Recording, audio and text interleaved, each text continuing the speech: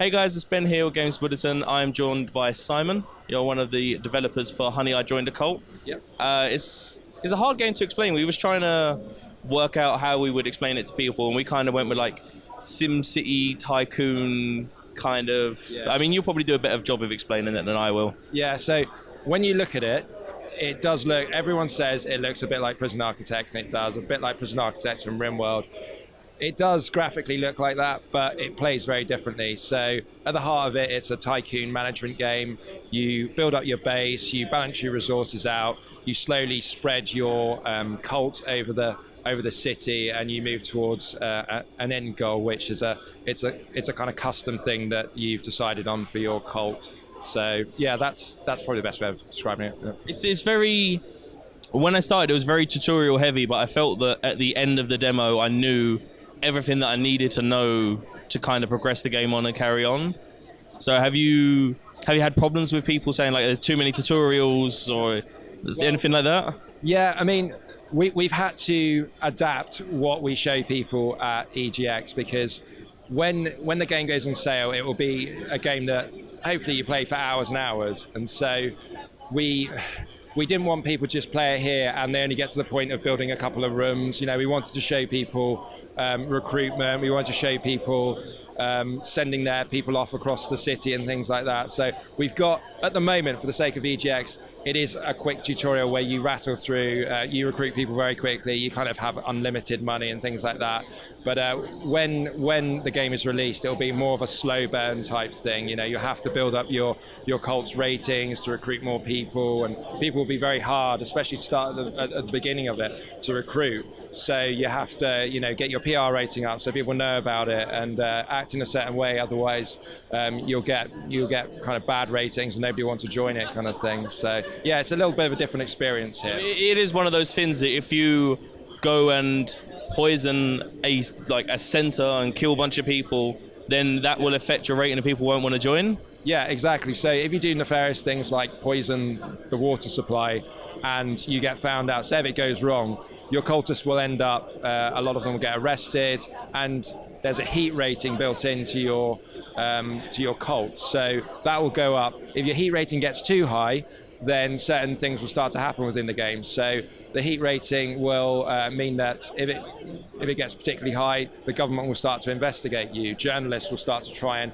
infiltrate you. If you allow that to continue, I mean, those things in themselves will make your heat rating go up. But if you allow it to continue, ultimately the government will raid you and your cult could be shut down, or journalists could do a big expose on your cult, and then you get like awful publicity rate. It's going to be next to impossible to recruit people for a very long time. So you have to keep those things in check. So it's by no means just make a group of people and kill a bunch of people. You have to, as weird as it sounds, you have to be very clever about the way that you're carrying out the missions. Yeah, that's right. I mean, everything hasn't been put into it at the moment for the sake of EGX, but the things we want to put in it, that should give a great deal of depth about how you play it, and it should give a lot of things to think about in terms of different resources. I mean, people are resources. Different characters have kind of unique traits which you'll need to perform certain missions. There'll be, you know, unique items, and then there's all skills to do with, you know, with the people which are procedurally generated. So you should it should be quite a sophisticated playthrough, and a lot of things to think about. It'd be no means like just churn through, like build like 20 of these rooms and then make a load of money and then, you know, you've completed it a few hours later. So okay, so the one question I have before we finish, when I was reading the description of the game, I thought it was cool, but why a cult, and specifically a 1970s cult? What kind of made you look and think of that? When we wanted to make a tycoon game just because we like tycoon games, but then we started thinking about, well, what organizations haven't been done? I mean, you look at hospitals, there's quite a few hospital games. You look at theme parks, there's quite a few of those. There's a lot of other kind of tycoon games on different organizations that have been done. And then we thought of cult, and we looked around, and there's nothing that's really done it before. We thought, what would be funner? Like, where could you wield so much power as, you know, as being a cult leader and telling your kind of followers to do these strange things and telling them to go off and, you know, like poison the water supply or things like that. So that's where the initial idea of it came from. 1970s is that, well, it's a heyday for cults is one thing. We also wanted a little bit of a steer on the the aesthetics.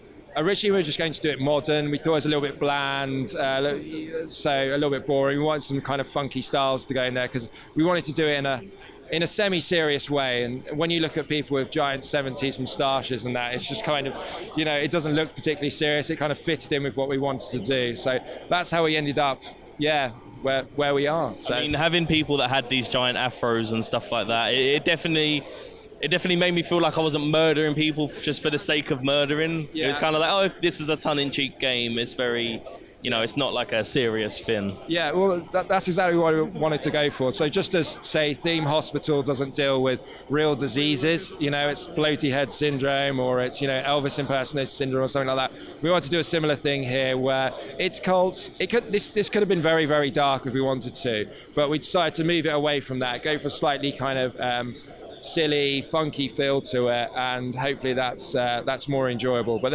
you still realise that this is quite a sinister organisation that you're taking control of. Hopefully, it's not a pro cult thing, but it is a kind of like funner take on it. Hopefully, so. If you guys like Tycoon games, I definitely suggest you check it out. What's the plans for release and stuff like that? The release date has slipped slightly. Originally, we wanted to be releasing on early access around about now. For various reasons, it's been pushed back to early next year. So that's the plan. It will be on early access on Steam at that point, and then we'll be refining it, obviously updating it, and then if things go well, we're hopefully going to put it onto different platforms. But that's way off in the future at the moment. We just want to get our first release off on our first platform and for it to go well. So yeah, that's the plan. That's fair enough. So if you guys do enjoy Tycoon games, do check it out. And yeah, that's it. Anything you want to say before we sign off? No? It's on Steam at the moment to wish list. So if you go on there, you can see obviously the trailer and the screenshots. You can wish list it. You just can't buy it at the moment, and like I say, it should be available early next year. So that's it. Thank you guys for watching, and thank you for letting me interview you.